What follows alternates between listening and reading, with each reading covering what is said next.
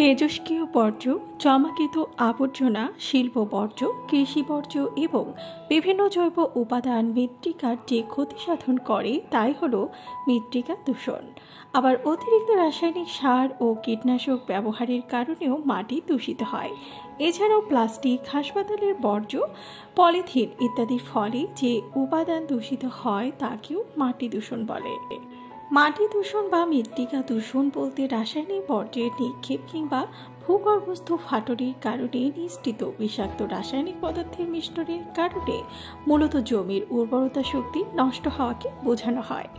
শিল্প কারখানার বর্জ্য মাটি দূষণের অনেকগুলো কারণের মধ্যে এটি একটি অন্যতম প্রধান কারণ। শিল্প কারখানার বর্জ্য পদার্থ মাটির সাথে মিশে মাটি দূষণ ঘটায়। শিল্প কারখানার কঠিন বর্জ্য, রাসায়নিক উপাদান প্রভৃতি দীর্ঘদিন যাবৎ মাটিতে মিশলে মাটি তার স্বাভাবিক গুণাগুণ হারিয়ে ফেলে আর মাটির উর্বরতা শক্তি নষ্ট হয়ে যায়। আবার মাটি দূষণের আরও একটি কারণ হলো কৃষি ও গৃহস্থালী বর্জ্য, গবাদি পশুর মলমূত্র, ফসলের পরিত্যক্ত অংশ জমানো এবং পোড়ানো।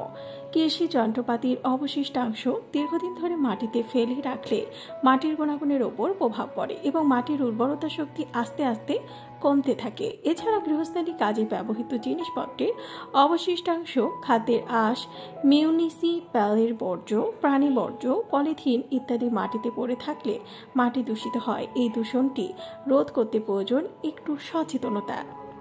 মাটি দূষণের অন্যতম প্রধান কারণ হলো রাসায়নিক সার এবং কীটনাশক এর বেশি ব্যবহার। ক্রমবর্ধমান জনসংখ্যার খাদ্য চাহিদা পূরণের লক্ষ্যে জমিতে অধিক হারে ফসল ফলানোর জন্য অধিক হারে রাসায়নিক সার আর কীটনাশক ব্যবহার করা হয়। সাধারণত কীটনাশকের বিষক্রিয়া দীর্ঘদিন যাবৎ মাটির সাথে মিশে থাকে, যা মাটির উর্বরতা হ্রাস, কেঁচো সহ উপকারী কীটপতঙ্গ এবং বিভিন্ন অণুজীব ধ্বংস করে।